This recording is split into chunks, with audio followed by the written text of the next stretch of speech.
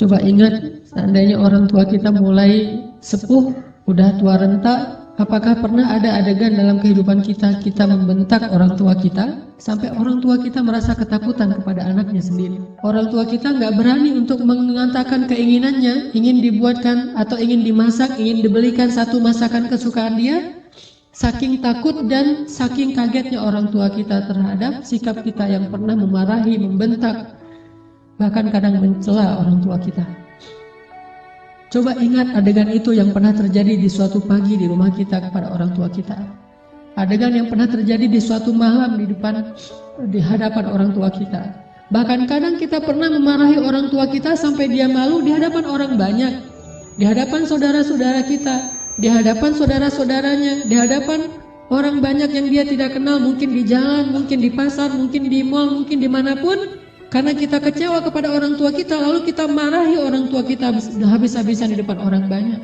Sampai orang tua kita merasa sedih, kecewa, lalu merasa takut kepada anak yang dulu sering dia gendong. Anak yang dulu dikecup keningnya, tetapi ketika anak ini merasa sudah mampu, sudah punya segalanya dan orang tuanya dalam keadaan lemah, dengan sombong dia membentak orang tuanya. Dengan sombong dia memarahi orang tuanya, tanpa pernah peduli dan tidak pernah lagi ingat bagaimana dulu dia diperlakukan oleh ayah ibunya.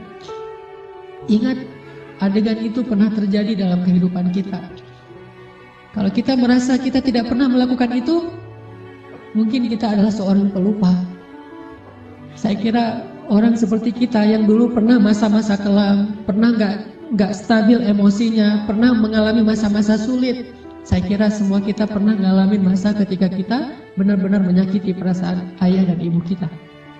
Kita buang semua jasa mereka, lalu kita mengatakan kalimat-kalimat yang seolah-olah kita adalah anak yang tidak pernah mendapatkan kebaikan dari orang tua kita.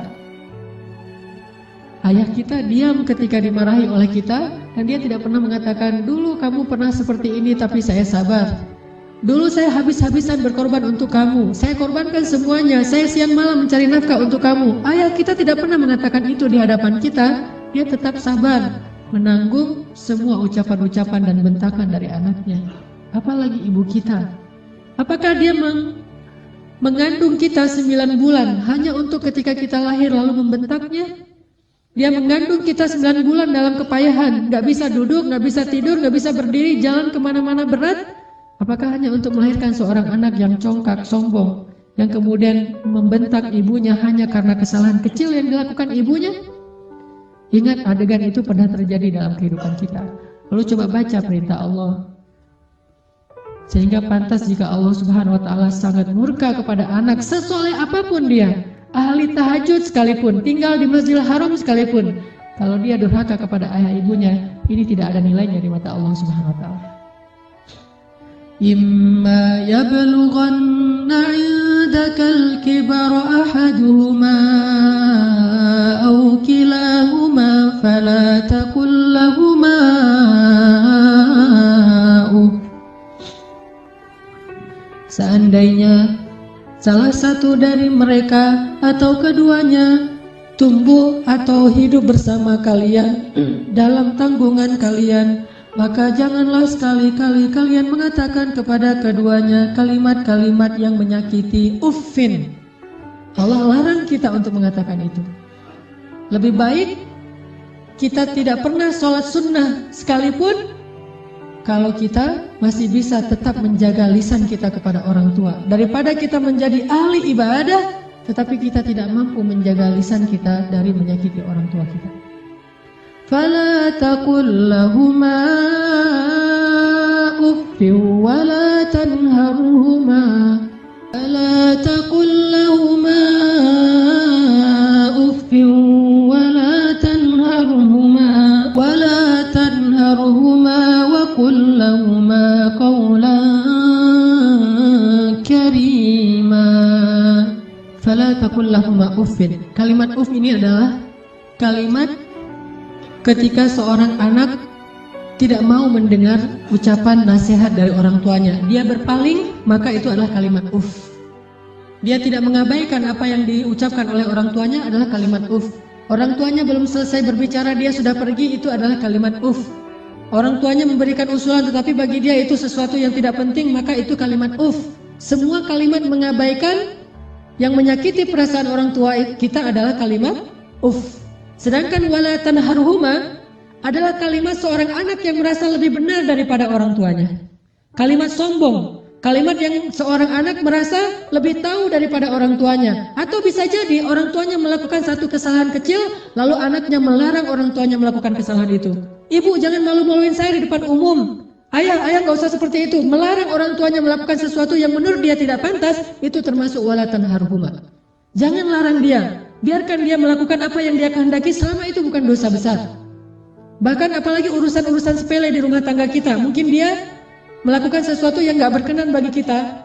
Katakanlah misalnya dia memakai baju yang menurut kita tidak selalu pantas. Katakanlah dia beradab dengan adab yang tidak terlalu kita senangi. Jangan larang dia, tetapi ajaklah dia bicara yang baik-baik.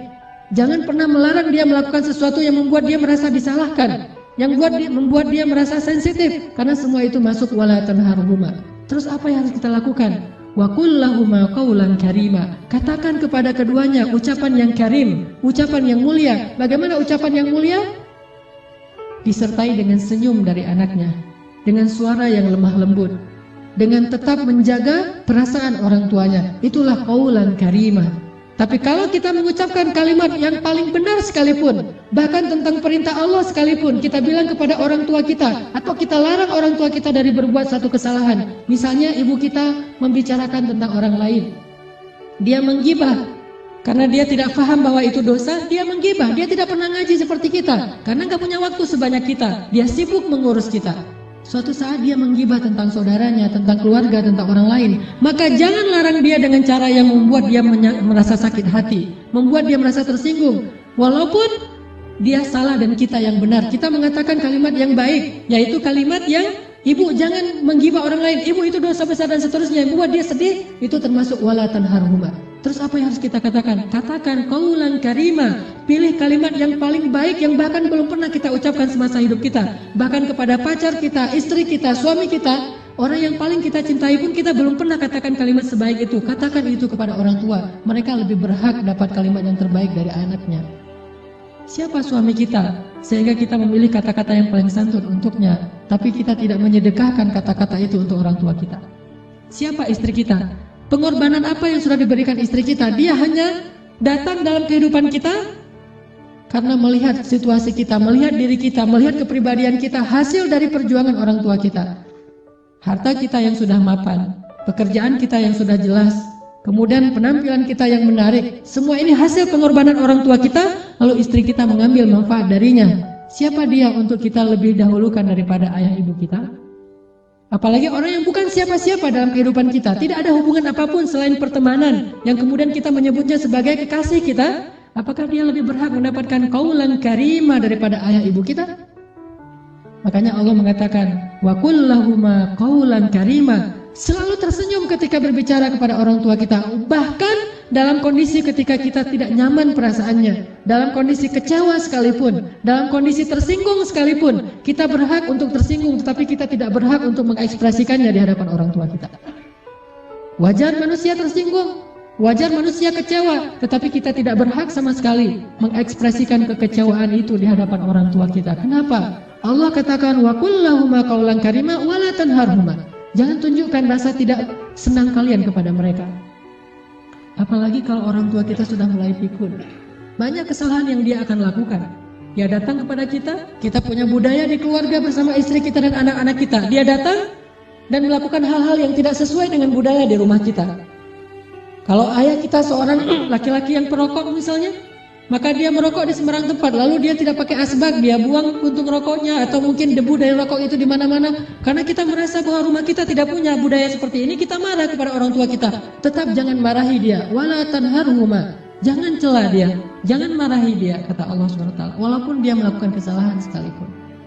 Ibu kita juga demikian, mungkin dia sering tersinggung dengan menantunya, yaitu pasangan kita. Dengan suami kita, dengan istri kita, tetap walaupun ibu kita yang salah, jangan kita menghardik dia, wala tanharhuma. Tetapi kita minta istri kita, suami kita untuk lebih bersabar kepada mertuanya. Walaupun yang salah adalah mertua, itu yang Allah maksud wala tanharhuma. Jangan pernah, jangan abaikan apa yang dia ucapkan. Jangan cela dia walaupun dia berbuat kesalahan, tetapi wa qul lahuma qaulan karima. Ucapan yang paling baik yang sekali kita ucapkan membuat hati orang tua kita merasa bahagia dan senang. Orang tua kita memang kadang butuh nafkah dari anaknya, tetapi itu bukan yang terpenting bagi mereka. Memang kadang mereka telepon kita di akhir bulan meminta dikirimin uang, tetapi itu bukan yang inti dalam kehidupan mereka. Yang paling mereka rindukan dari anaknya adalah ketika anak itu bisa datang, mencium tangan orang tuanya, tersenyum kepada orang tuanya, diam ketika orang tuanya bicara, sangat santun terhadap orang tuanya, melebihi santunnya dia kepada seorang yang paling dia hormati di antara manusia, kepada seorang ustadz yang dia kagumi, kepada seorang atasan yang dia hormati, kepada seseorang yang dia segani karena kebijaksanaannya, karena kearifannya, maka orang tua jauh lebih penting dari mereka semuanya. Wakhfid lahuma janahaz zulli minar rahmah. واخفض لهما جناح الذل من الرحمة وقل رب ارحمهما كما ربياني صغيرا. Dan rendahkanlah dirimu terhadap mereka berdua dengan penuh rasa kasih sayang. Rendahkan dirimu. Kalau dalam bahasa Arab kalimat wakhfid lahuma janahaz dzul itu adalah kalimat ketika kita merasa tidak ada apa-apanya dibandingkan mereka.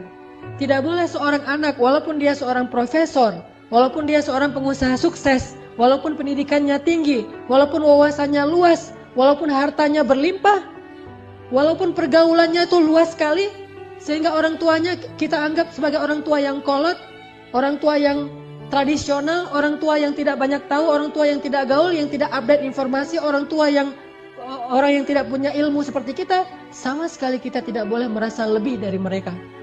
Sama sekali tidak boleh. Kenapa? Ketika kita merasa lebih dari orang tua kita, menunjukkan kebodohan kita di hadapan Allah Subhanahu wa taala. Allah tidak menyebut kita sebagai orang yang hikmah, sebagai orang yang arif, orang yang bijaksana, orang yang berilmu, orang yang alim, orang yang rasikhuna fil ilm. Tidak disebut sebagai orang yang musaqqaf, orang yang berwawasan, tidak disebut sebagai orang yang cerdas, orang yang syatir. Tidak disebut itu di dalam Al-Qur'an. Kalau kita tidak bisa merendahkan diri kita di hadapan orang tua kita.